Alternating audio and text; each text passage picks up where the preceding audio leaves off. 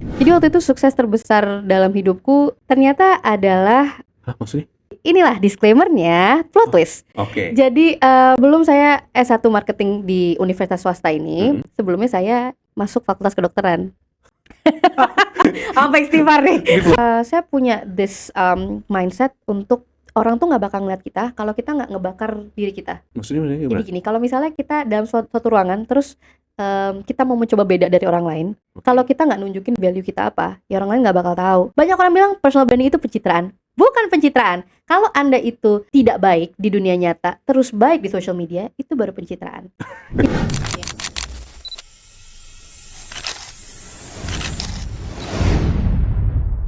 Halo Sobat Otka, balik lagi dengan saya Kang Man di podcast Cerita Otka, Perjuangan Studi dan Karir. Hari ini kita kedatangan narasumber yang katanya tuh bukan satu kali tes, tapi dapat beasiswa di Australia.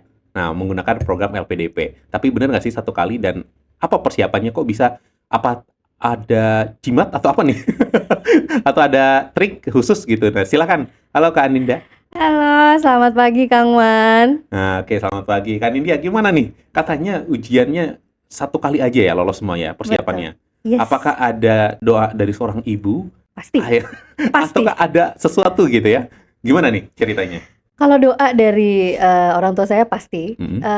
sebenarnya kalau ditanya ada trik khusus, sebenarnya justru enggak, karena memasuki beasiswa LPDP ini, saya jujur aja tekanannya cukup rendah, karena waktu itu orang tua saya bilang kayak, "Oke, boleh nih sekolah ke luar negeri," gitu. Oke. Tapi kalau bisa sih beasiswa, gitu. Kalau bisa beasiswa, Gitu, oke. kalau enggak juga tetap kita sekolahin. Gitu. Jadi kan udah kayak, "Oke, aku akan tetap sekolah nih kalau misalnya apapun yang terjadi."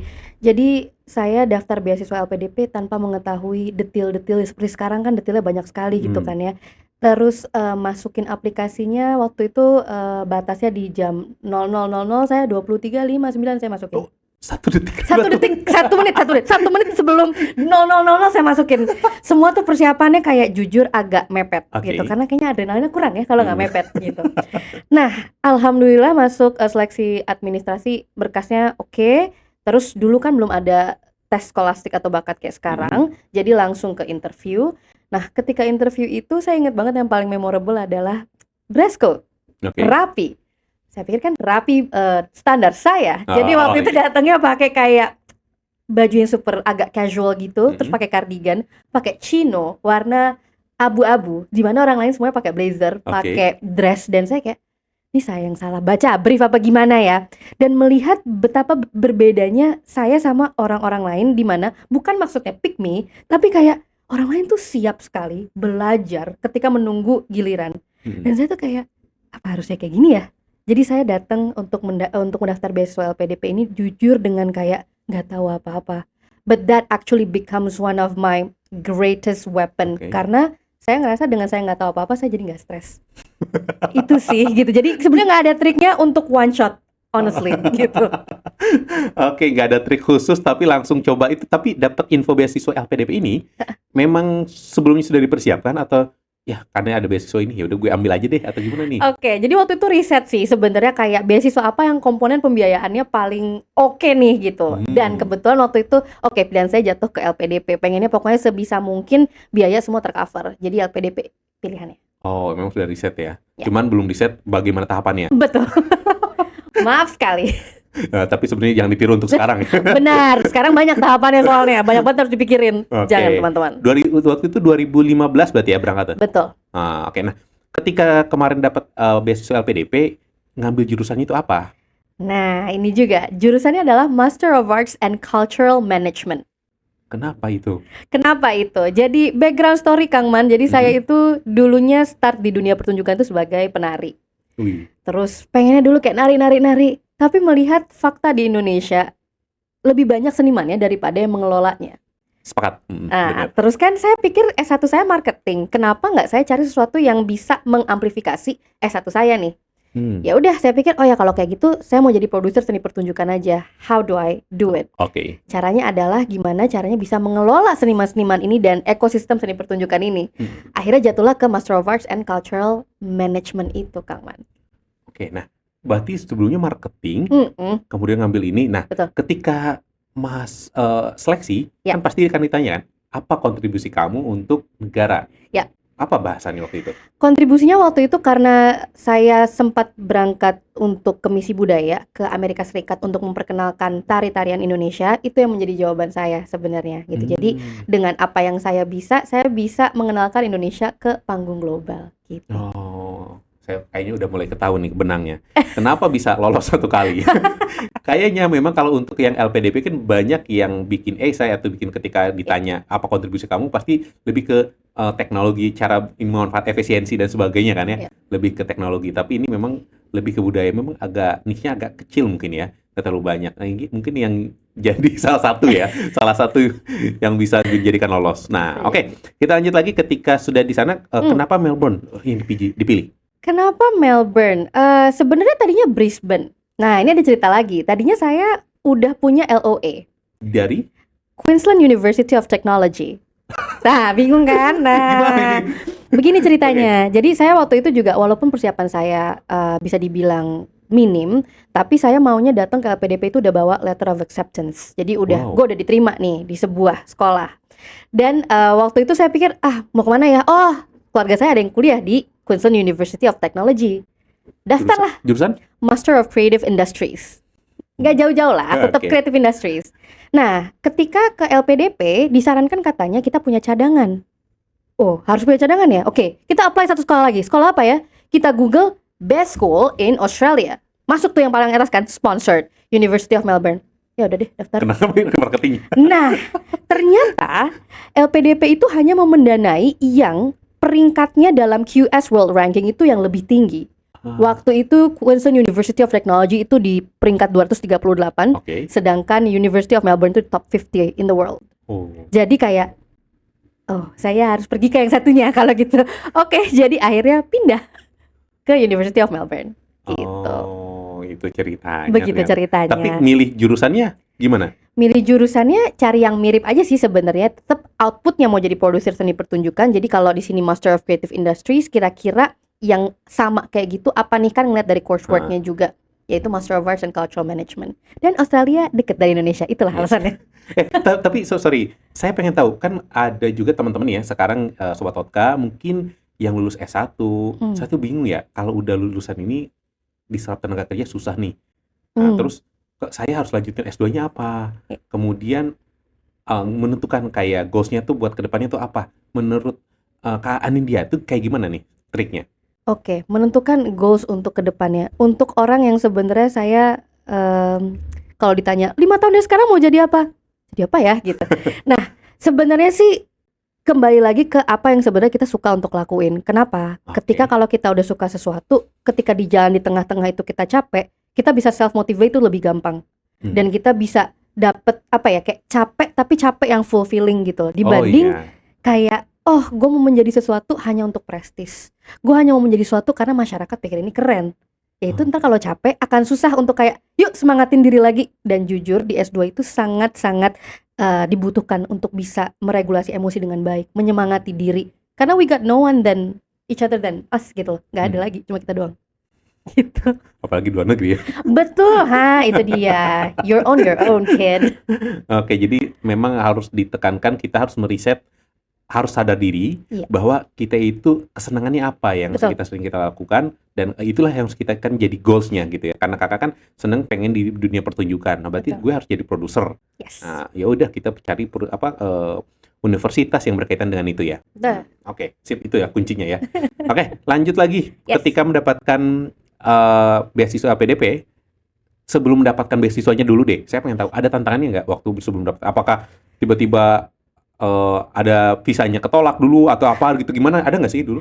Tantangannya adalah belajar IELTS sih sebenarnya. Karena saya seumur hidup nggak pernah les bahasa Inggris, jadi belajar bahasa Inggris cuma di sekolah aja. Dan saya emang passionate banget sama bahasa Inggris, jadi saya belajar lewat film, lewat lagu. Terus kalau film dulunya pakai subtitle Indonesia, ganti Inggris, terus nggak ada subtitle sama sekali.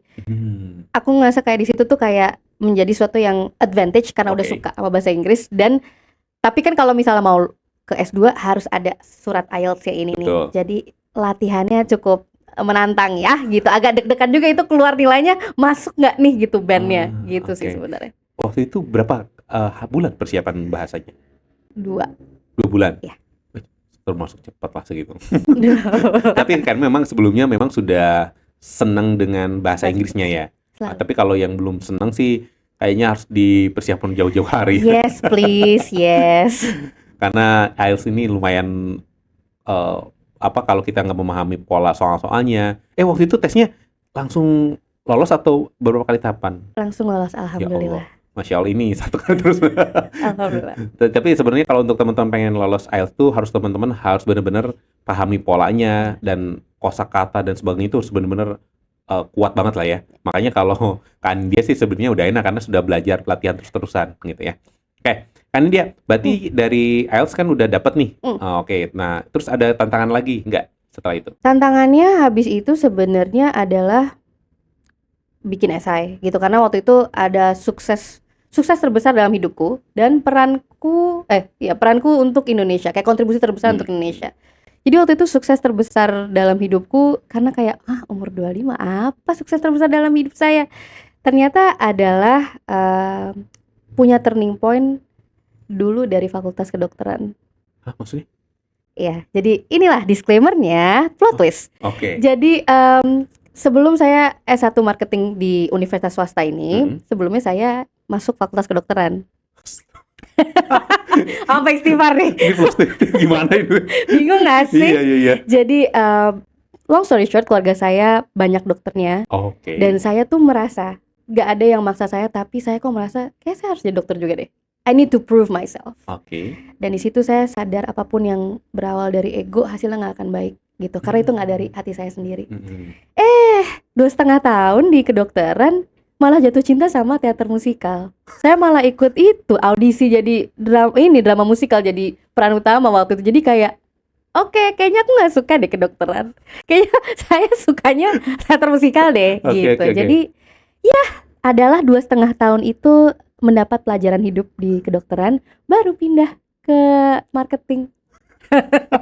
Begitu. Oh, luar biasa ini. Tidak lurus-lurus aja jadinya. Oke, makanya tadi kalau hanya mementingkan prestis, ego dan semuanya nggak bakal bener ya. Makanya cari yang disukai. Tapi pas waktu itu karena sukanya dengan seni, ya udah ambil seni ya. Oke. Nah, terus kalau setelah dapat beasiswa kemudian kan berangkat ya. Nah, pertama kali kuliah di Melbourne University itu kayak gimana? Wah, itu agak culture shock. Apa? Karena di hari pertama kuliah, kan kita mikir hari pertama ya, kan orientasi, perkenalan sama guru. Wah, jangan salah, hari pertama kuliah tuh kita udah didar-der-dor sama dosen, udah kayak, ya kamu udah baca ini belum? Ini kan hari pertama kuliah, baca apa? Ternyata ada di email tuh kita kayak harus punya bacaan yang harus kita baca sebelum kita masuk kelas. On our first day of school. Jadi kayak nggak siap. Dan hari itu di minggu itu ada satu kuliah, ada satu namanya tutorial. Tutorial itu adalah dimana kita dikasih bacaan 30-40 bacaan untuk bisa bersiap kayak berargumen sama teman-teman kita dan dosen kita untuk membahas sebuah studi kasus. Dan kita will be put on the spot, satu kelas gini cuma kayak 7-10 orang. Dan kayak kamu gimana? What do you think about this? Dan di challenge lagi. Jadi nggak ada tuh yang namanya mau sembunyi di kolong meja, atau kayak kalau kita di kelas dulu kayak semoga gurunya nggak lihat gue. Nggak bisa, tidak bisa terjadi itu. Dan itu jujur culture shock banget, dan bahwa kita harus sangat mandiri. Kalau dikasih bacaan ya baca at our own pace. Jujur itu menjadi tantangan yang besar buat saya, karena mungkin sebelum daftar beasiswanya nggak terlalu banyak tantangan, justru setelahnya menurut saya agak culture shock sih, kaget pembelajarannya kayak gitu. Oh, tapi sebenarnya itu mempersiapkan kita lebih matang dalam hal skillnya kita yang sedang pelajari sebenarnya ya. Betul banget, Kang Man. Oke, sekarang kita bahas bagaimana sih perbedaannya antara kuliah di Indonesia, kan udah kuliah di Indonesia kan? Betul. Nah, ketika kuliah di sana itu perbedaan yang paling besar tuh apa? Signifikansinya definitely ketika di dalam ruang kuliah, ketika S1 seperti dosen menjelaskan, lalu mahasiswa absorb, lalu kita ujian. Nah, ketika di S2 lebih kayak kita bacaannya banyak dan banyak banget dialog yang terjadi. Dan itu selalu kayak distimulasi untuk selalu terjadi dialog. Dan banyak banget dosen-dosen yang seperti sengaja nge-provoke. Padahal mungkin kita udah bener nih. They will challenge you kayak, why do you think it's right? Terus kita jawab, then why do you think it's right? Kayak 5 kali ditanyain terus gitu. Sampai kita kayak, jawaban saya nih bener apa salah sih? Tapi itu juga membantu kita untuk kayak stand firm on our ground. Oke. Gimana caranya kita mempertahankan perspektif kita, tapi tentunya based on data Data. dan riset gitu. Oke, menarik. Itu yang jadi orang-orang yang kuliah di luar negeri itu jadi sesuatu yang bersinar lah ya. Karena mereka sudah dilatih kemandirian, kemudian kuat dalam berargumentasi, dan mereka nggak hanya secara textbook, tapi bagaimana caranya mereka itu sudah punya framework yang bisa dikuatkan gitu dengan data ataupun riset. Nah, oke, menarik. Ketika mendapatkan beasiswa di sana, ada kendala-kendala nggak sih sebenarnya ketika, wah ini uangnya mandat-mandat atau kayak gimana gitu, ada nggak sih? Enggak sih, karena dari awal kita nggak pernah lihat uang ya kan. Kita cuma dapat transferan yang untuk per bulan, tapi untuk uang sekolah ya udah ditransfer aja sama LPDP ke sekolah. Kalau mau uang sakunya aman? Aman, Aman. terpercaya. Oke, nah terus selain dari akademik yang berbeda, kira-kira ada sistem-sistem yang berbeda nggak ketika kuliah tuh misalnya jam berapa sampai jam berapa, kemudian habis itu ada kegiatan di luar itu atau ada riset atau apa gitu? Kegiatan definitely ada. Jadi mungkin kita kalau kuliah makin semesternya makin atas tuh sekolahnya makin sedikit. Jadi kalau misalnya kita baru masuk nih di tahun pertama, banyak banget yang harus kita ambil. Kegiatan di luarnya banyak. Ada nari tentunya, ada kompetisi cheerleaders. Jadi banyak kegiatan saya di luarnya. Justru itu juga kayak menjadi tantangan untuk kayak gimana caranya kita tetap disiplin. Karena kan ini dibayarin sama LPDP buat sekolah, bukan buat kayak ekstrakurikuler gitu. Jadi kadang-kadang kayak oke, kalau hari ini udah main 8 jam, nanti saya akan di perpus lebih lama lagi gitu. Dan senengnya di perpus University of Melbourne itu kalau zaman ujian 24 jam. Jadi bakal Kang Man lihat orang bawa selimut, bantal. Jangan sedih, rice cooker. People really live in the university ketika ujian. Itu yang menurut saya, jujur saya merasa sangat tersupport karena saya ngerasa saya nggak berjuang sendirian. Semuanya berjuang sama-sama. Kalau untuk kan tadi merasa nggak berjuang bersama-sama. Ada nggak sih teman-teman yang dari Indonesia atau lingkungannya waktu itu memang campur aja sama orang-orang luar? Jadi kebetulan di jurusan saya ini ada 2 orang Indonesia juga gitu. Jadi kami juga udah sempat kenalan karena di sana juga ada LPDP chapter Unimel gitu. Jadi kita juga sama-sama anak-anak Indonesia tuh gabung, ngobrol juga gitu, suka bikin acara. Tapi memang lebih banyak bergabung dengan mahasiswa-mahasiswa lainnya gitu. Karena kadang-kadang kan orang Asia suka ada stigma di mana kayak kita menarik diri dari pergaulan gitu. Sebenarnya kita bukan menarik diri dari pergaulan, tapi pernah nggak kita mencoba untuk masuk kolam-kolam pergaulan sama orang-orang internasional lainnya gitu. And it takes guts memang gitu, karena harus kita yang kayak look at me, I can do this gitu. Kita harus agak proaktif gitu ya. Bener. Ketika kan kita merasa ya agak sulit lah untuk bergabung dengan orang-orang luar lah. Nah, terutama untuk orang-orang Eropa dan sebagainya kan agak sulit. Kita kan agak mohon maaf gitu, agak tanda kutip gitu ya. Nah, itu gimana caranya Kak Anindya itu bisa masuk ke semua kalangan gitu? Sebenarnya sih kalau misalnya dalam setting biasa aja, kalau kita lagi nggak dalam kuliah, saya jujur nggak terlalu banyak ngobrol juga. Cuman ketika kuliah kan biasanya dipecah jadi grup-grup dan kayak tutorial. Itu biasanya selalu berpikir, oke, saya bisa bawa value apa? Saya bisa bawa value apa ke sini? Jadi harus kayak udah ngomong aja perspektifnya. Jadi jujur di S2 itu bikin saya jadi tidak takut salah. Karena gimana ya, kadang-kadang kita suka ke bawah-bawah kalau misal dulu kita di kelas terus guru nanya, terus kita jawabnya salah, terus kita ketawain. Itu kan traumatizing banget ya. Betul. Bikin kita jadi kayak ya besok-besok nggak mau jawab karena gue akan diketawain gitu. Tapi ngeliat di S2 culture-nya sangat berbeda. The more vocal you are, the more the professors appreciate you, the more your friends value you. Jadi setiap kayak ada diskusi, oke, ngomong aja Din, mau salah kek, mau bener kek, ngomong aja, sehingga orang kayak bisa ngomong juga dia gitu kan. Besok-besok kita ajak lagi nih gitu. Oke. Nah, terus kalau selama kegiatan kan ada kegiatan-kegiatan seni dan sebagainya, itu gimana cara interaksinya nih? Nah, kalau seni jauh lebih mudah karena kita punya this one common objective, one common goal untuk menari atau untuk kompetisi cheerleading gitu. Sedangkan kalau di kampus masih ada rivalry-nya, kompetisi against each other masih berasa.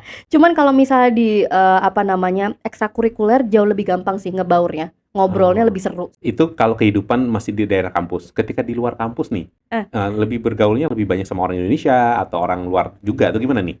Sebenarnya kalau di luar kampus waktu itu kan saya tergabung sama klub tari namanya Bhinneka Indo Arts. Nah itu memang sama orang Indonesia juga untuk kita nari saman, nari piring buat acara-acara di Australia. Dan kalau misalnya tadi cheerleading atau misalnya dance itu banyak campur. Ada orang dari Eropa, orang Amerika, dan orang Asia juga. Setelah ketika sudah masuk di Melbourne University, Hmm. apa pandangan yang menurut Kak Anidia tuh, wah ini saya belum dapat ini di Indonesia nih. Definitely sebenarnya gimana cara kita bisa berdialog sama dosen sih. Berdialog sama dosen. Iya, jadi kayak dosen tuh bener-bener available banget buat mahasiswa dan kita ada jarak antara dosen sama mahasiswa, tapi saya merasa perspektif saya bener-bener di value. Kayak Contohnya kayak gimana? misalnya saya ada mau tanya nih, oke ada case study tentang festival di Australia dengan perbandingannya dengan Indonesia seperti apa gitu. Ngobrol sama mereka tuh kayak berasa deket gitu loh, dan mereka nggak akan menilai kita kayak, oh lo kurang, belum sampai situ ilmunya, tapi akan kayak oke, di nurture banget rasanya, dan juga dianggap sebagai apa ya, kalau sejawat gitu, selevel, padahal kita kan nggak selevel ya Betul. sebenarnya. Dan kadang-kadang kayak oke, let's go for coffee. Jadi kadang-kadang nggak di kampus gitu, kayak kadang kita kayak di sebuah restoran atau sebuah kafe kita belajar bareng-bareng. Jadi bener-bener kalau misalnya teman-teman semua punya kesempatan untuk kuliah dimanapun itu, especially di luar negeri, gunakan itu sih sebenarnya, berinteraksi sama dosen tuh sangat-sangatlah valuable. Oke, jadi jangan takut. Betul. Kalau di Indonesia kan dosennya agak sulit dihubungi ya. Enggak, bercanda, ini oknum aja. Oke. Berarti dari sini kita harus memanfaatkan channel komunikasi dengan dosen kita sih ya selama di sana. Jangan disia-siakan, karena kalau sudah disia-siakan sayang banget kita kuliah di sana ya. Oke. Nah, ketika kuliah di sana ada nggak ketika mau lulus ada tantangan lagi gitu sebelum lulus? Wah, tantangan sebelum lulus ada, tantangan personal sih sebenarnya. Jadi waktu itu sebelum lulus ada sebuah kejadian yang bikin saya tuh kayak demotivated banget buat belajar intinya. Terus ya saya pikir saya udah di sini, ini adalah sebuah privilege yang orang semua nggak bisa. Even orang yang punya uang pun untuk ke Melbourne Uni belum tentu masuk, dan saya masuk ada di sini, saya dibiayai sama negara. Masa saya mau biasa-biasa aja gitu. Tapi itu cukup menjadi tantangan, kayak saya bener-bener nggak pengen sekolah waktu itu, saya bener-bener nggak pengen ngapa-ngapain intinya. Tapi di semester akhir? Kayak di last sprint terakhir, kalau lari sprint terakhirnya ini tuh saya no, I don't wanna do it anymore. Cuman akhirnya lulus juga tepat waktu gitu, 22 bulan, lulus, harus dipaksa, sukses tuh. Nah itu yang jadi demotivasi itu kira-kira yang bikin jadi bangkit lagi itu apa? Sebenarnya yang bikin jadi bangkit lagi tuh adalah menyadari bahwa saya ada di Melbourne, dan bahwa ya itu adalah sebuah privilege yang besar sekali, dan ini uang pajak negara gitu yang dipakai. Kayak ini uang orang-orang buat sekolahin saya loh. Kalau saya nanti juga pulang jadinya nggak jadi apa-apa juga, terus saya juga lulusnya juga telat, menurut saya jadinya tidak bertanggung jawab gitu. Dan saya punya, jujur aja ini support system yang terbaik banget. Orang tua saya tuh selalu encourage saya, kita video call setiap hari. Jadi saya juga ngerasa oke nih, udah gitu masih bisa diusahakan, dan memang masih bisa gitu, alhamdulillah. Oh benar, jadi memang kita harus punya goals dulu dari awal. Ketika kita sudah demotivasi, kita kenapa ke Melbourne ini, ketika kita benar-benar nggak kuat, kita lihat ternyata ini ada beberapa yang harus kita perjuangkan. Jadi kita bangkit lagi. Nah itu, dan paling penting adalah komunikasi dengan orang tua. Karena support system yang paling terbaik adalah keluarga ya. Doa ibu dan ayah. Nah itu yang paling penting. Oke, nah kemudian dari sini kan balik lagi ke Indonesia. Balik ke Indonesia. Apa sih yang bikin kuliah di Melbourne, kemudian LPDP membentuk atau membuat roadmap ke arah karirnya tuh? Kayak gimana sih?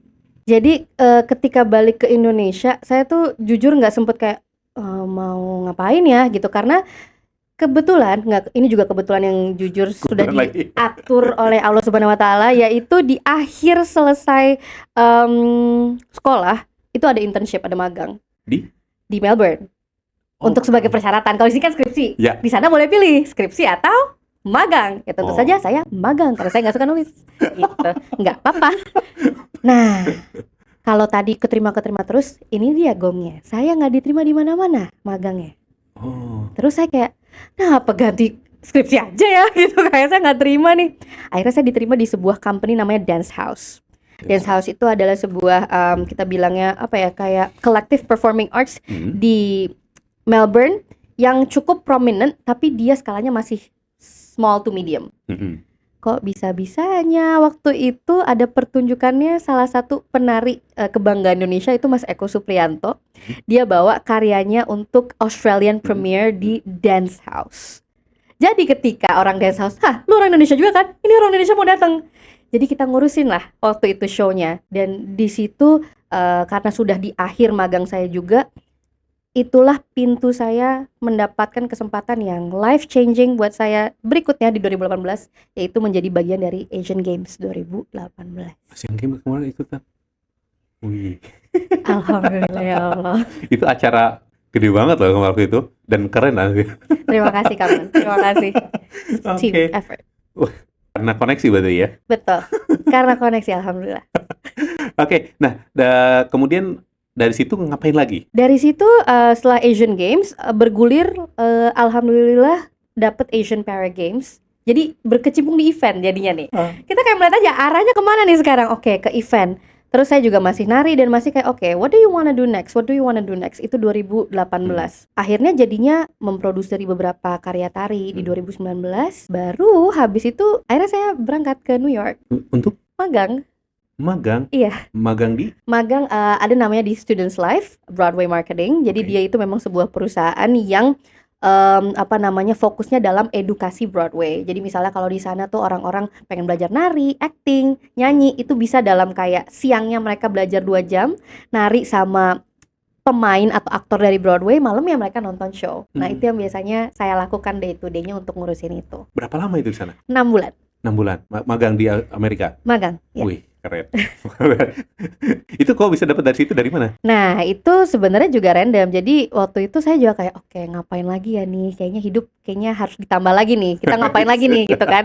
Oke, kita pengen ke New York. Dulu tuh juga sebenarnya pengen ke New York. Oke. Selalu pengennya ke New York, tapi kayak dulu ngerasa aduh ribet ke New York tesnya A B C D F G. Ya udah deh, kita coba cari yang mungkin tesnya nggak terlalu banyak. Kita ada GMAT dan segala macam dan saya tahu saya kurang baik dalam matematika. Jadi daripada gitu kan. Ya udah akhirnya saya daftar aja. Again, saya punya this mindset untuk orang tuh nggak bakal ngeliat kita kalau kita nggak ngebakar diri kita. Maksudnya Jadi gimana? gini, kalau misalnya kita dalam suatu ruangan terus kita mau mencoba beda dari orang lain, Oke. kalau kita nggak nunjukin value kita apa, ya orang lain nggak bakal tahu. Hmm. Jadi mungkin mereka akan nyari dari LinkedIn atau dari social media, tapi kapan orang akan tahu kita? Jadi kita harus sengaja membakar diri kita dengan bensin, dengan api untuk kayak kalau gue kebakaran lihat gue kan. Gitu. Nah, itu yang saya lakukan, dimana saya ngirim aja email ke semua orang kayak, aku mau internship.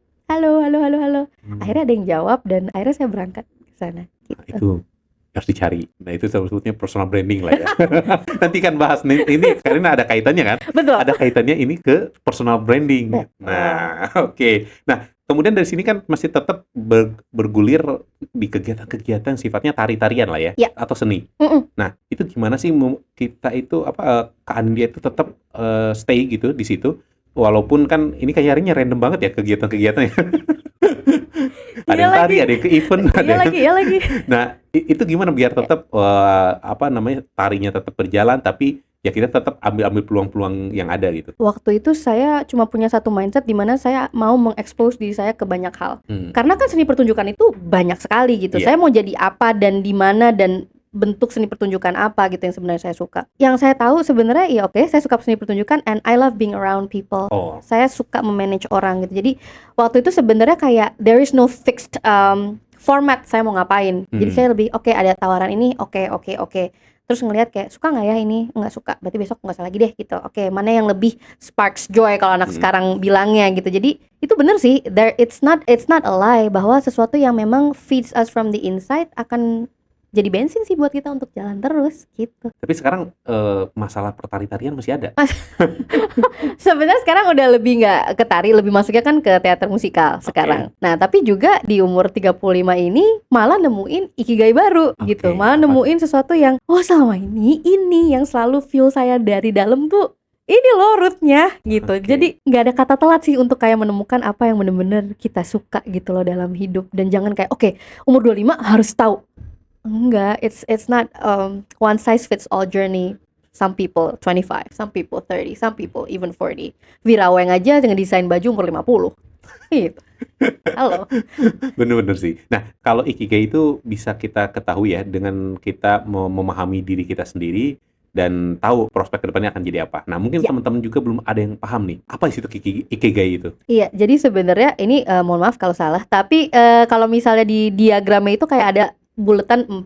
Jadi something yang fuels us from the inside, terus permasalahan di dunia ini, terus satu lagi kalau nggak salah yang bisa kita dapat uang juga dari situ. Satu lagi lingkarannya, mohon maaf lupa, saya cuma manusia, tapi bisa dicek di Google Ikigai. Jadi ada 4 lingkarannya itu. Apa ya kira-kira yang buat saya tuh bisa mendapatkan 4 lingkaran itu, dan ternyata sebenarnya adalah saya suka sekali berbagi. Berbaginya apa? Berbagi insight, berbagi edukasi. That's why kayak kemarin juga di 2022 saya bilang ke kampus saya di Atmajaya kalau saya mau jadi dosen dong. Gitu? Iya, saya mau jadi dosen dong, saya mau ngajar nih gitu. Kayak saya mau berkontribusi balik. Ada kali saya 1 tahun nggak mendapatkan jawaban, saya chat terus tiap bulan. Ke siapa? Waktu itu kalau nggak salah kaprodi saya dulu udah bukan kaprodi lagi sekarang. Jadi kayak, Pak, ayo Pak, saya mau ngajar Pak. Akhirnya saya 2023 akhirnya officially jadi dosen sampai sekarang. Lihat Pak, gitu. Dengan hanya modal chat. Dengan modal membakar diri saya. Itu kayak, Pak, saya punya ini loh Pak. Saya punya value ini, saya mau share ini ke adik-adik mahasiswa saya, gitu. Oh, tapi jangan sembarangan nge-share ya, tanpa ada punya value. Betul, itu jawabannya yang dilupakan. Ngasih value itu seperti apa sih? Jadi sebenarnya ngasih value-nya itu bisa dengan, kalau sekarang paling mudah itu adalah lewat social media. Dan orang bilangnya dengan personal branding. Cuman yang banyak orang pikir personal branding itu adalah cuma konten, itu adalah hal yang sangatlah salah, karena personal branding itu dibangun di dunia nyata terlebih dahulu. Kredibilitas kita tuh kita bangun, expertise kita bangun, dan kita amplifikasi di social media. Banyak orang bilang personal branding itu pencitraan. Bukan pencitraan. Kalau Anda itu tidak baik di dunia nyata, terus baik di social media, itu baru pencitraan. Itu ya kita orang bilangnya flexing dan segala macam. Betul. Tapi personal branding itu adalah ngomong berbasiskan data. Kalau datanya kita memang kredibel, itu bukan pencitraan. Kalau semua berbasis data, berbasis kenyataan, that's not pencitraan, that's not flexing. Jadi never confuse personal branding adalah flexing, adalah pamer. Ya pamer dalam konteks yang baik menurut saya seperti kayak menjual value kita. Well, kalau if you wanna call it pamer, fine, gak apa-apa. Tapi personal branding itu sangat penting sih, dimana saya menunjukkan waktu itu konsisten di social media, oh ini value-value yang saya punya. So you have to say yes, gak bisa enggak gitu. Dan saya mau contribute balik nih buat alma mater gitu. Oh, berarti menemukan untuk suka apa yang kamu suka, berarti sering sharing, makanya pengen jadi dosen. Yes. Nah, kemudian apa lagi? Langsung kan ada yang harus menghasilkan uang gitu ya. Betul. Nah, salah satunya cara menghasilkan uang itu jadi dosen. Nah, kemudian ketika sudah jadi dosen, apa lagi nih? Apalagi yang dikerjakan saat itu. Sekarang kalau misalnya day to day-nya jadi dosen, ngajar 2 kali di Atmajaya. Minggu ini dan minggu depan dan minggu lainnya, dan lagi fokus jadi personal branding strategist. Jadi tugas saya adalah mendapatkan klien, dan klien yang mau upgrade personal brandingnya itu akan ngobrol sama saya, terus saya turunkan menjadi strategi. Nanti di dunia nyatanya harus gimana, di social media apa aja yang perlu dikontenin supaya orang itu persepsinya bisa dikelola, bukan dimanipulasi. Gitu. Nah, bener sih. Tapi kan sekarang banyak itu di sosial media itu memanipulasi perspektif. Benar. Nah, tapi ketika memanipulasi perspektif, ketika kita ada kesalahan aja sedikit atau ada yang nggak pas sedikit, habis tuh nanti. Betul, digoreng langsung sama netizen kan? Bener. Iya. Nah, tapi saya penasaran, seandainya misalnya saya personal branding, dunia kenyataannya itu suka melakukan berbagai hal dan membantu orang misalnya. Apa yang menjadi ikigai saya itu apa nih kira-kira? Nah, membantu orang itu kan konteksnya banyak banget ya. Misalnya kayak tadi berbagi insight gitu. Macam-macam, bisa jadi konsultan, bisa jadi dosen juga. Sebenarnya kita bisa banget loh meng-create pekerjaan-pekerjaan yang nggak ada. Contohnya nih? Selama kayak misalnya personal branding strategist dulu mungkin tahun 2020 nggak ada. Mana ada. Kita kan ngelihat juga kayak sekarang social media usage-nya udah mulai naik nih gitu. Terus orang pain point-nya apa? Apa sih orang cari? Orang pengen terkenal. Tapi terkenal karena apa? Ketika kita cuma ngonten-ngonten doang tanpa ada value yang kita bisa berikan kepada audience, jadinya noise. Orang kan kayak skip, sama aja dia. Supaya kita itu jadi beda, stand out di antara 2 juta masyarakat Indonesia ini misalnya, itulah gunanya personal branding. Tugas saya tuh menemukan unique selling proposition. Apa yang bikin kita unik dari orang lain, itu yang kita amplifikasi. Misalnya kemarin ada kasus content creator. Content creator banyak banget sekarang. Content creator fashion banyak, tapi content creator fashion yang mid-size, hijabi, dan juga pear shape badannya. Oh, Spesifik banget kan? betul. Sehingga itu juga akan menyasar audiens yang spesifik. Sehingga besok-besok si itu yang mana sih? Si itu yang itu, bukan si itu yang mana ya? Umum banget ya. Betul. Tapi lebih ke niche-nya bener-bener kecil, spesifik Yes, gitu ya. benar sekali. Kenapa sekarang orang itu, ini kan orang marketing nih, langsung jadi konsultan marketing. Aduh, bisa. Ini kan kalau dulu kan lebih ke hal-hal yang umum. Oke, si ini terkenal dengan ini nih. Ketika sekarang, kenapa makin ke sini orang tuh lebih ke makin spesifik? Oke. Karena kalau misalnya nggak spesifik, orang lain juga sama kayak gitu. Karena kebanyakan orang nggak tahu value-nya mereka. Ini saya ngomong dari based on data aja. Saya punya klien sekarang ongoing 30. Dari 30 tuh saya bisa bilang 80% datang dengan value gue apa. Lah, gitu. Kok gimana sih saya aja ngelihat satu glimpse gitu dari Instagram, saya udah tahu value-nya apa. Tapi that's my job. Loh iya dong, saya kan di sini di-hire untuk bisa menemukan value itu kan. Nah, bener. Jadi 60 menit saya biasanya udah bisa nemuin value-nya apa. Terus saya turunin ke dalam content strategy. Habis itu dalam 7 hari kerja saya kirimin personal branding report untuk guide mereka konten-kontennya macam-macamnya apa aja sih yang bisa gue bikin. Kalau besok tiba-tiba gue lupa diri gue siapa, bisa baca personal branding statementnya. Aku adalah ini yang aku berikan value-nya kepada audience. Oke. Jadi balik lagi rute ke situ gitu.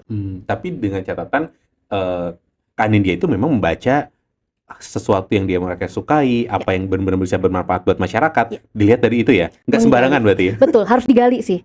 Dan kadang-kadang banyak orang yang tertutup juga.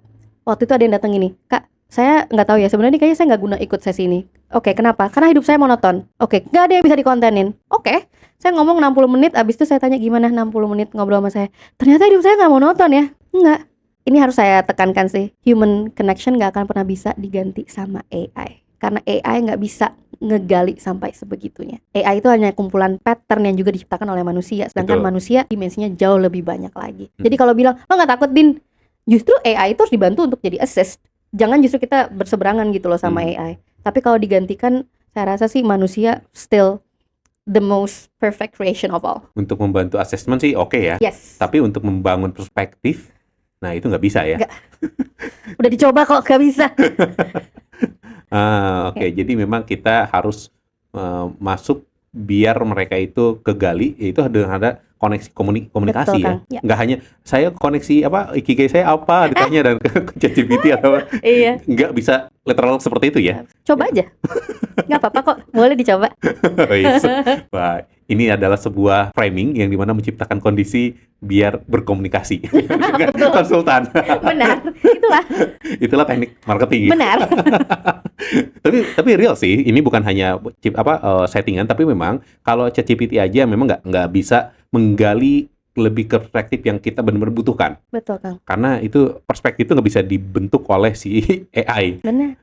Machine learning itu tercipta karena perspektif orang membaca sebuah pattern lama-kelama, dia sudah membaca pola ini akan menghasilkan prediksi ini yang seperti itu. Oke. Yes. Nah, saya pengen tahu gimana nih strategi ini ya, strategi unik lah atau yang super yang super rahasia untuk benar-benar kita tuh membangun personal branding ini. Seandainya sobat Oka di sini gitu ya, pengen bangun personal branding dari awal. Saya tuh nggak punya apa-apa, saya nggak pernah ada yang bisa value apa yang saya bisa jual.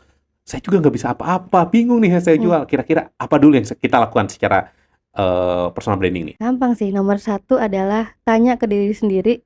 Kalau kita hanya boleh ngomongin satu hal dalam 5 tahun ke depan, tiap hari konsisten ngomongin satu hal ini, dan kayaknya kalau ngobrol sama temen atau kayak mau share di medsos tuh kayaknya nggak habis-habis. Itu apa? Biasanya itu udah menegaskan yang lain-lain, aku suka bikin ini, aku suka itu. Enggak. Kalian tuh cuma suka doang. Are you sure you can be consistent?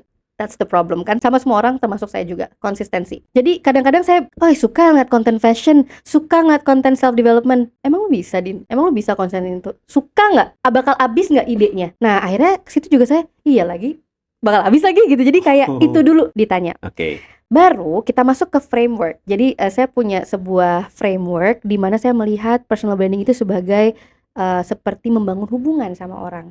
Jadi frameworknya itu judulnya flirt, atau kalau dalam bahasa Indonesianya menggoda. Jadi kita emang harus menggoda orang supaya orang tertarik sama kita. Jadi F stands for focus on yourself. Jadi fokusnya sama diri kita sendiri. L, let's tell your story. I, identify your audience. R, radiate your energy, dan T, turn it into habit. Jadi itu adalah framework yang selalu saya gunakan, kayak fokus ke diri kita dulu, kita itu siapa, I share apa yang kita bagikan kepada orang, so my audience supaya audience kita dapat value apa. Oke. Terus dari situ baru nih mulai story-nya kita tuh apa, yang vulnerable, cerita-cerita ketika kita lagi susah, karena cerita sukses biasa ngasih tahu yang bagus-bagus aja. Tapi what about the things that make you cry, Oke. the things that make you insecure? Itu kenapa orang sekarang bilang viral, karena bisa relate sama Relate, orang, kan? Terus abis itu tadi ada identify your audience. Ketika kita nggak tahu kita ngomong sama siapa, again jadi noise. Tapi kayak tadi gitu, misal tahu ngomongnya sama perempuan umur 15 sampai 35 yang mereka adalah suka fashionnya adalah fashion yang berhijab, dan mereka bentuk badannya adalah pear shape. Jelas. Iya. Jadi ngomongnya ke situ. Oke. Pain point-nya yang dicari adalah pain point orang itu, bukan pain point abang-abang yang ada di luar. Berbeda kan? Betul. Gitu. Habis itu radiate your energy adalah dari cara kita ngomong, dari konten, intonasi, raut muka, cara pakai baju, warna baju pun juga sangat-sangat mempengaruhi sih. Pakai baju hitam psikologisnya apa, pakai baju ungu apa, biru apa. Dan T yang paling terakhir, turn it into your habit, karena itu harus konsisten. Percuma punya FLIR tapi nggak konsisten, nggak dilakuin juga, it's gonna be just strategy. You have to do it, have to want to do it. Oh, konsisten ya Iya. paling penting. Betul. Makanya itu ditempatkan di akhir. Betul. Susah soalnya. Kita udah buat sedemikian rupa, tapi kalau konsistennya bolong-bolong ya susah ya. Betul Kang Mas. Oke, nah jadi selama ini lebih ke coach personal branding berarti ya. Nah, oke. Saya juga dapat informasi. Oh, katanya bocor halus nih. Katanya usia 30 itu nggak usah. Oh, kan kalau di beberapa orang usia 30 tuh khususnya perempuan ya. Kamu tuh harus cepet nikah, harus punya rumah, harus punya suami yang kaya raya, punya gedung, punya tambang, punya apapun lah gitu kan. Kalau di kampung lah ya, kalau saya dengar kan gitu nih. Oke. Gimana nih pendapatnya? Pertama, itu standar siapa yang bikin, Oke. ya. Jadi itu standar yang sangat tidak realistis, karena itu bikin orang-orang jadi ngerasa mereka nggak cukup sama diri mereka sendiri. Bikin orang jadi merasa nggak bersyukur, yang padahal sebenarnya we're okay, but then society sets this standard tuh buat apa? Jadi saya ngerasa kayak kalau dibilang, oh harus nemuin passion umur 25, terus harus menikah umur 30. Semua orang itu backgroundnya beda-beda gitu. Apa yang mereka inginkan juga berbeda-beda. Jadi jangan jadikan pernikahan atau punya hal-hal materi itu menjadi sebuah achievement. Dan it doesn't become beautiful anymore. Pernikahan adalah hal yang baik. Punya hal-hal materi juga oke, bagus untuk mendukung kita hidup ke depannya gimana. Tapi ketika itu menjadi achievement, kayak kantor ya ada KPI gitu kan ya. Jadi harusnya nggak kayak gitu. Jadi if you feel like kayak, oh ya aku umur 25 I'm nothing. Enggak, itu starting out. 35 juga masih bisa starting out. I think saya di sini juga bisa bilang bahwa orang mungkin bilang, hah 35 lu baru nemu ikigai Din, telat banget. Justru enggak, alhamdulillah ketemu sekarang. Ngebayang nggak kalau ketemunya nanti? Masih untung ketemu sekarang. Dan ngelihat, paling gampang deh ngeliat orang-orang sukses yang mereka startnya aja later on gitu loh. Nanti. Jadi kita juga jangan melimit diri kita sendiri, ngerasa hidup kita tuh udah selesai di umur tertentu. Karena dengan kita melimit kayak gitu, ya udah kita punya self limiting belief. Ya kita nggak bisa ngapa-ngapain, kayak katak dalam tempurung aja. Cuman please banget set your own standard. Jadi jangan hidup karena ekspektasi orang, ekspektasi masyarakat. Gak akan kemana-mana, capek doang jadi nanti. Oke, jadi menurut Kak Andia tuh lebih baik lihat perspektif kita aja dulu ya. Betul. Kita siap atau enggak? Iya. Kalau enggak ya ntar dulu gitu kan. Oke. Berarti jangan lihat wah perspektif orang tuh mungkin kamu harus gini. Belum tentu mereka merasakan gitu ya. Selain donatur, jarang ngatur. Oke. Baik, Kak Andia berarti sekarang lagi fokus setelah setelah menyelesaikan LPDP, kemudian balik ke Indonesia, berkontribusi untuk Indonesia, salah satunya melalui budaya. Kemudian saat ini sedang tetap ya melakukan istilahnya promosi budaya melalui Askara ya itu namanya. Yes. Oke, saya pengen tahu Askara itu apa maksudnya? Askara itu adalah sebenarnya kalau dibilang company juga enggak, tapi kita bilangnya kolektif untuk teater musikal. Jadi itu lahir di tahun 2020 ketika pandemi, dan ketika pandemi kami belum bisa mempertunjukkan karya kami di panggung teater, sehingga akhirnya pivot bisnis modelnya ke B2B. Jadi untuk brand, institusi yang mau bikin brand activation, mau bikin pertunjukan, datangnya ke Askara gitu. Askara itu berasal dari kata apa itu tuh? Askara berasal dari bahasa Sanskerta yang artinya cahaya, Ah, Harapannya supaya orang yang nonton karya kami bisa menemukan cahaya di diri mereka masing-masing. amin. Amin. Terutama penonton podcast ini ya. Amin. Mudah-mudahan podcast ini Iya, penontonnya banyak. amin. Jadi di sini nanti Kak Nindya personal brandingnya meningkat, Amin termasuk ya Oka juga Allah. meningkat. Amin ya Allah. Amin, amin, amin. Amin, kita doakan amin aja ya.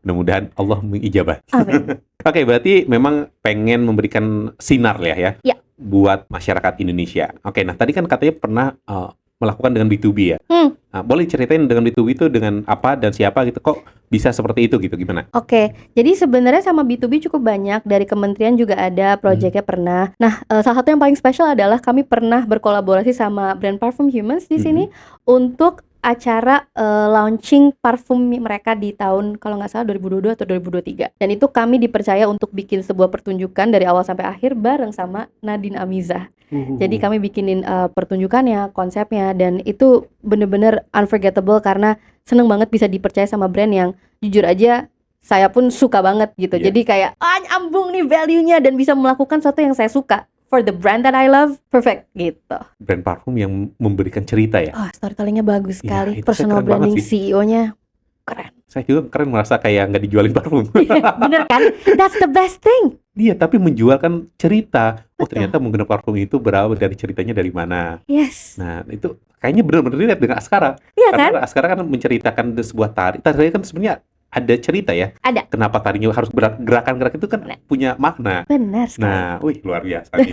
Anak saya jadi mulai belajar. Wah, keren nih, Kang Man jadi jadi besok-besok paham banget nih. Mantap.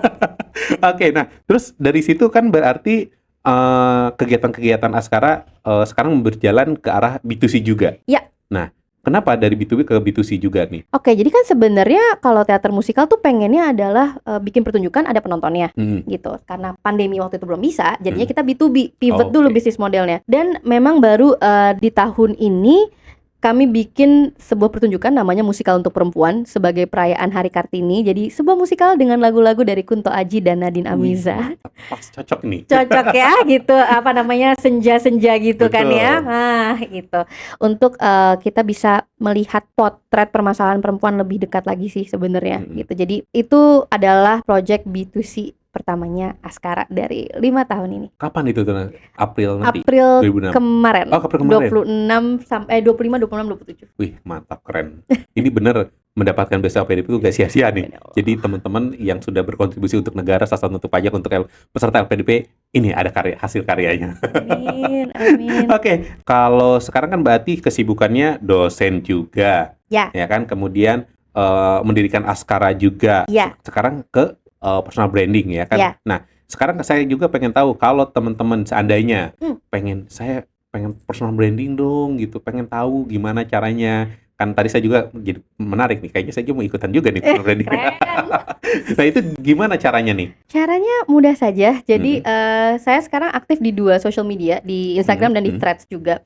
Kalau misalnya di Instagram itu bisa DM aja sebenarnya, dan sebenarnya this Saturday saya akan ada kelas personal branding jam 2 sampai jam 4 itu online. Jadi untuk kayak orang-orang yang nggak tahu value-nya apa, nggak tahu mau mulai dari mana, bingung mau ngapain soal personal brandingnya, bisa ikut kelas itu. Jadi kelasnya rame-rame online. Tapi kalau misalnya nggak suka online, pengennya one-on-one consultation, DM aja, nanti pasti dibales, dan sifatnya tuh akan 60 menit one-on-one consultation. Kita gali apa yang menjadi pain point-nya, unique selling point-nya, terus nanti jadi strategi, baru habis itu dikasih personal branding report. Ini personal branding report itu sebagai guideline-nya kita ya? Betul. Oke. Supaya nggak lupa diri, siapa ya aku sebenarnya? Iya sih, Gitu. kadang kita suka lupa ya. Tapi bener sih, segala sesuatu itu harus dicatat sih. Ya. Saya pernah mendapatkan kalau kita punya impian, kita harus catat semuanya. Catat, itu kan menjadi sebuah sugesti. Ketika sugesti itu sudah terlaksana, kita checklist. Betul. Dan tapi bener, saya pernah coba, saya pernah Gimana pengen tuh? punya dapat beasiswa bla bla bla bla, pengen punya handphone dan sebagainya. Terjadi. Ketika itu terjadi. Nah, makanya ketika kita sebuah catatan itu akan mengingatkan kita, dan ini bener banget ketika kita sudah dibuatkan goals kita tuh pengen ke sini atau mimpi kita sudah ke sini pengen bikin personal branding. Tapi kalau tidak dicatat dan kita tidak tahu, ya hilang. Betul. Nah, Tapi bener banget sih itu soal tadi manifesting, law of attraction, that works. sesuatu yang bermanfaat nih buat teman-teman. Silakan kalau teman-teman pengen bangun personal branding, nanti bisa kunjungi Instagramnya apa nih? Di @Nindya Chandra, Mm-mm. ADNINDYACHANDRA. Oh, tapi kayak Nindya tuh saya kayak teringat sebuah nama brand BUMN ya. Bener juga kan? Bener Oke, juga. Nindya ya. Iya, Nanti teman-teman tinggal kunjungi Instagram aja cukup ya di sana ya. cukup. Oke, nah kemudian sekarang terakhir nih Hmm. dari Kak Nindya.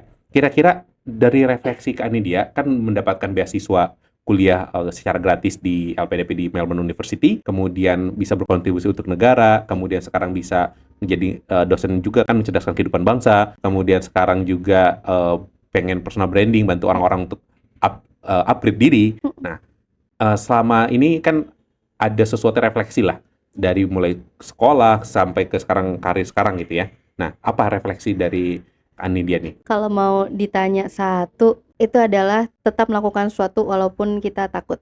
Hah? Saya tuh punya mindset di mana we have to do it, feel the fear and do it anyway. Jadi kadang kalau kita takut, kita jadi nggak pengen melakukan sesuatu. Tapi makin kesini makin belajar bahwa takut tuh emang harus ditemenin. Jadi takut itu lawannya adalah action gitu. Oh iya. Action cures fear. Jadi whenever kita takut, action apa yang bisa kita lakuin? Satu aja yang oke, mungkin nggak life changing banget, tapi kita jangan jalan di tempat gitu. Dan saya sering banget for the past 5 years atau bahkan mungkin dari S2 sampai sekarang, banyak banget ketakutan yang kayak tadi, ketakutan yang tidak realistis. Oh, ekspektasi masyarakat terhadap saya apa? Terus banyak juga yang ngerasa kayak mana nih kontribusinya sebagai penerima beasiswa LPDP yang mungkin lebih gong atau lebih inovatif atau lebih aplikatif gitu. Ya ada aja gitu ketakutan-ketakutan bahwa I'm never good enough. Tapi dengan saya punya ekspektasi yang saya kasih ke diri saya sendiri, menurut saya itu udah cukup. Jadi saya nggak perlu ngikutin maunya siapa-siapa. Tetap punya ketakutan tapi I'm doing it anyway. Dan nggak nunggu-nunggu sampai sempurna dulu baru dilakuin. Karena at the end of the day, sempurna itu tidak akan bisa di-achieve. Jadi yang kita punya cuma kita yang sekarang, jadi lakuin aja dengan apa yang kita punya gitu loh sekarang. Itu sih sebenarnya mentalitas do it anyway, palu gada mentality. Bukan duit tapi do Bukan it. ya duit juga boleh. Oke, thank you Kak Nindya. Sama-sama, Kak Nindya sudah memberikan pengalamannya cara mendapatkan beasiswa, tapi dengan cara yang luar biasa one shot sampai nanti memberikan dampaknya untuk Indonesia, kontribusinya sampai sekarang bisa menemukan ikigainya dan bisa berkarir. Jadi berkarir itu tidak mesti kita teman-teman harus kerja di perusahaan multinasional atau bekerja di suatu perusahaan. Ada juga namanya karir yang disebutnya itu mandirian karir. Salah satunya dengan cara menjadi personal branding, menjadi itu kan sesuatu pekerjaan yang nggak ada sebenarnya kan. Betul, Dan itu buat kerja aja sendiri kan. Iya. Buat jadi pengusaha ada suatu kemudian karir. Jadi nggak mesti teman-teman karir itu harus misalnya contoh ya, kalau ekspektasi dari keluarga misalnya kamu harus kerja di luar negeri, harus di Jerman, harus di Amerika.